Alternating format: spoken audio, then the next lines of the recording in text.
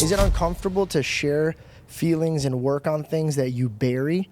Is it what's the worst part of like getting yourself out there with another person? Is it a humiliating standpoint? Is it like, do you have to fully surrender? What does it look like for a man that's in recovery of his mind? It's 100 steps back, and you're creating more work for yourself, and you're getting kicked to the bottom of the hill, and you have to retrain all your default settings, and it takes a lot of time, and you have to want to do it, and it's not easy. And I think that's why a lot of people are afraid to go and do ayahuasca, or to go and unveil these things about themselves, or to even speak with someone, because the saying is, I had 5 problems, and then I spoke to a therapist and realized I had 50. And it's true, because if you have a good therapist, they're going to say, oh yeah, well, this is happening because X, Y, Z. This is how you're programmed. You're thinking about this problem, but you need to fix this problem. Hearing that from somebody that you want to get better by, right? Like, that's like going to a mechanic and being like, yo, I need an oil change. And they're like, well, actually, you need to rotate your tires. You need to get airbags. Exactly. You got to get oil. How does a man not get overwhelmed, frustrated? He barely got himself to pick himself up and deliver himself to a person where he wanted to solve these problems. How does a man not drown in being told that he has more problems? How does he not run away? Like, how did you stand firm and being like, okay, well, damn, like, there's more work to do. Besides having your work ethic that you're blessed with, how does a man that doesn't have your work ethic achieve these goals without being afraid and running away from them? I think it's life. That's life. You need the adversity. Joy wouldn't feel so good if it wasn't for pain. The work to make yourself better is what makes it so much sweeter when you get to that point. The reward that's waiting for you on the other side.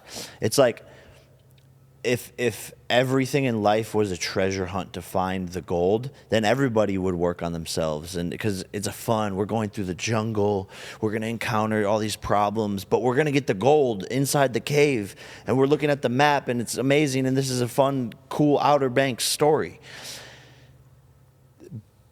But it's no different, you know. There's gold waiting for you in terms of who you are as a person when you can figure those things out, fix some of those problems, start to change into that man, and life will start to become so much sweeter, and all the things you have wanted will come to you so much faster. And it's, I think, knowing that maybe above all else is what people should look forward to. Like, so have even faith if that it's going to take you to a better place.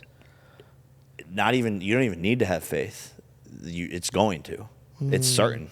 Yeah. So like, faith. Yeah. It's like, if I do this work and I become better, and I work with someone to identify these problems, and I go into these spiritual ceremonies and want to integrate and come out better, then it's certain that life will be sweeter, because I'm a testament to that. It's like I went 100 steps backwards and then took all of those steps and then leaped years and years ahead, and all the things in my life started to just unravel right in front of me, right in front of my eyes. There was an interview that just happened with Cat Williams, and everyone was talking about the drama that went behind it. But the one thing that it stuck with me, and I loved it, and I can't see him differently now because of this, is when the interview, Shay asked him about how he was helping other people behind closed doors. And he never did it for the gram. He never did that for attention. And I saw that on Bradley's episode with Fuzi when he was talking about his mental health and how you reached out to him and you were like, personally, like, you don't have to bring this is between us. I want to get you on your feet. You're showing compassion to others around you with nothing to benefit but the satisfaction of knowing that you're helping a brother out there. Have you ever had the courage to bring this to your father and say, Dad, like, I truly with all my heart believe that you should talk to this life coach. You should figure out the necessary steps it takes to have a good conversation without bringing your emotions involved? Yeah. And I did do that, and they did speak That's a good. bunch of times. Did he stay dedicated to it? No. And also, a big thing is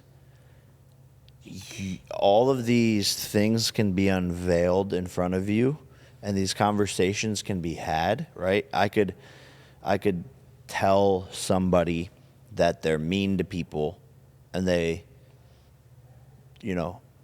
should be nicer. But if they don't want to change genuinely, and they don't want to be better, and they don't want to understand or see how it will help them, then they're not going to change. And a lot of people don't change because they've been hurt so many times and traumatized so many times and led astray so many times, and whatever it might be, been cheated on, businesses gone under, bankruptcy, XYZ. The person that they have become is what protected them through all of those situations. And so they don't want to change because they're scared of what's going to happen to them. Yeah. And so this is all they've known their whole life, and their default setting has now gotten them to what they think is this safe place. And that might be scary for him because he has kids, right? So, like, you say when you started at the age of, 25, you started this? Or how old were you when you started the life coach? Life coach, 25. But I think what was the predecessor to that was breath work, which that was 22. But what I was circling is that if you were 25 when you realized, okay, I thought there was 5 problems, but there's 50 problems, and you're 25. So imagine you had to take 100 steps back. Your father might have to take 2,000. So the weight is a lot different. It's kind of like a weight loss. Yeah. Like a kid that has a tiny belly, but you could kind of see his abs, kind of like me right now. If I go to the gym and I stop eating bad, I'll see those results quick. But it's very demotivating when a bigger person's in there doing the same thing that this man's getting the results for, but it's not showing yet. I think it's the opposite, since they could burn more fat faster. It's not going to show right away. But that's what they're people wanna technically see, right? losing more weight. Yes, but they want to see it. They want to see the change. And if And they you're can't 100% see it, right. And I asked Susie about this. I was like, okay, but isn't it much harder to work with adults because they have 50 years of conditioning? yeah. Mm-hmm. Yeah, I saw that too. Versus the 25. And that's why with my foundation and charity, I specifically chose to work with younger kids because you can make more of an impression on them and actually change the trajectory of their life more so than any adult, and they can implement things that will compound into much greater results. And that's why it excites me to work and help kids more than adults, because it's a lot of times if you want to help an adult, it's going to be very short-winded. It's like teaching a man to, if you fish for a man, or whatever the saying is. It's better for you to teach a man to fish than to fish for him. Exactly. So helping an adult, I think, is like fishing for them, because it's like they should have probably figured things out by now.